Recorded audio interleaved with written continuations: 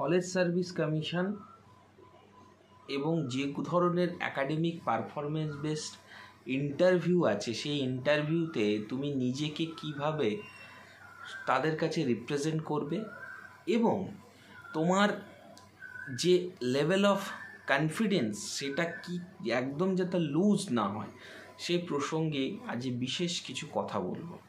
প্রথম কথা হচ্ছে যে কলেজ সার্ভিস কমিশনের যে পদ্ধতি বা যে কোনো ধরনের একাডেমিক পারফরমেন্স বেস ইন্টারভিউতে যখন তুমি যাচ্ছ,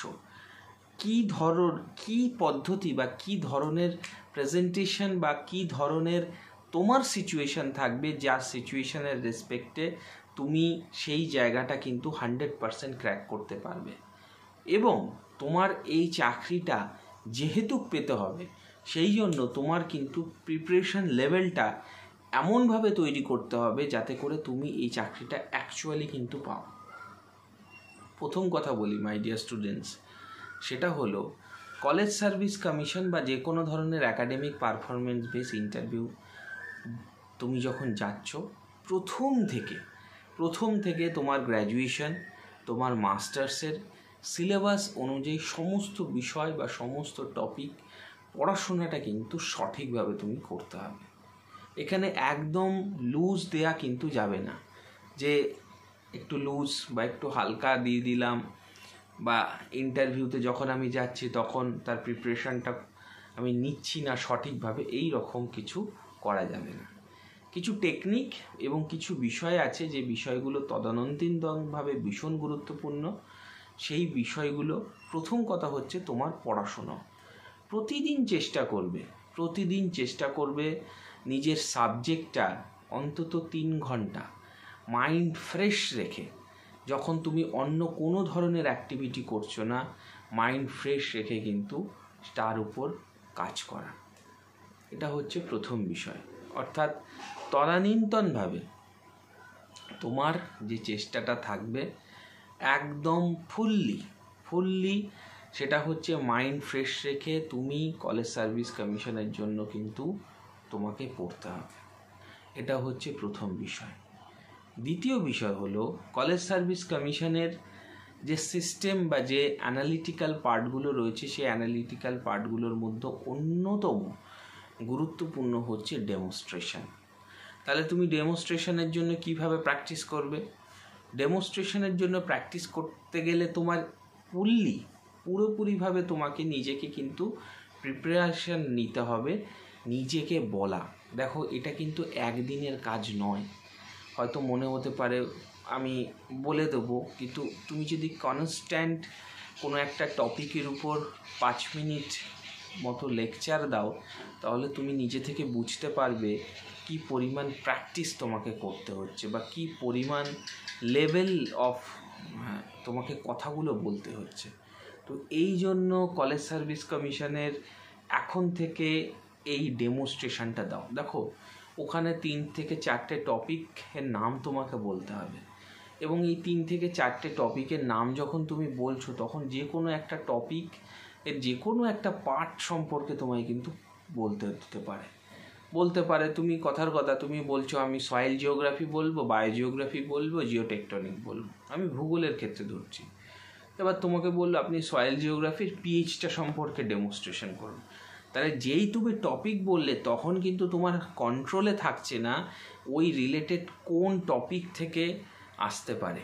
আমি বলতে পারি তুমি পোরোসিটির সম্পর্কে বলো, অর্থাৎ সেই প্রফেসরদের একটা সুনিয়ন্ত্রিত কথা বলার সুযোগ কিন্তু তুমি করে দিচ্ছ।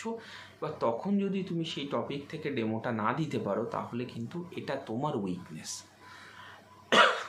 তাই এখন থেকে প্রতিটা বিষয় খুঁটিয়ে পড়া এবং প্রতিটা বিষয়কে বোর্ড ওয়ার্ক করার মধ্য দিয়ে বলা, এই জিনিসটা কিন্তু ভীষণভাবে গুরুত্বপূর্ণ।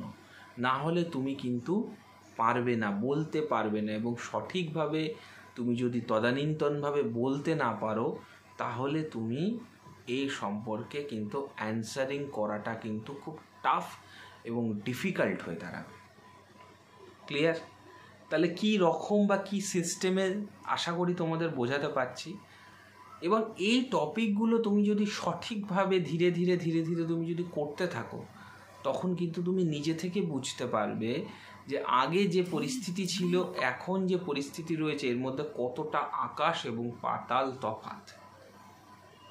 তো সেই জন্য তোমার একটা চেষ্টা থাকবে, তদানীন্তনভাবে যে চেষ্টাটা থাকবে সেটা হচ্ছে পুরো জিনিসটাকে পেশেন্সফুলি প্র্যাকটিস করা। নেট সেট প্রিভিয়াস ইয়ারের প্রশ্ন অবশ্যই প্র্যাকটিস করবে।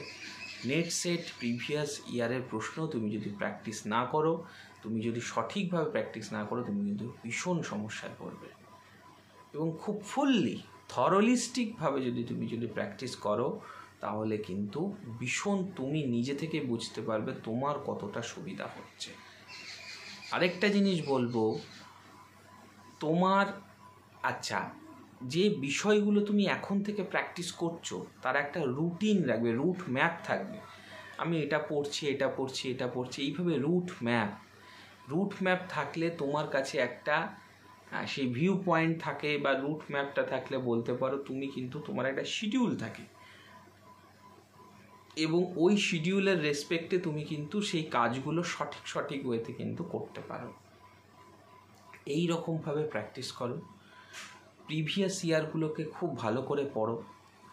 বলার এক্সপ্রেশন আর নেগেটিভ হলে হবে না, আমি পারি না, আমি এরকম চিট হয়ে আমি ভয় পাচ্ছি, এই রকম কোনো সিচুয়েশানে যদি তুমি আসতে পারো, এরকম যদি কিছু সিচুয়েশান তুমি যদি ফিল করো, you will not get success. তোমাকে পারতে হবে। তোমার মধ্যে তুমি সারা বছর পড়েছো, এত ভয় পাচ্ছ না, পেশেন্স রাখো। কি জিজ্ঞাসা করছে মন দিয়ে শোনো, হড়বড় করিয়ে প্রশ্নের উত্তর দেওয়ার চেষ্টা করবে না।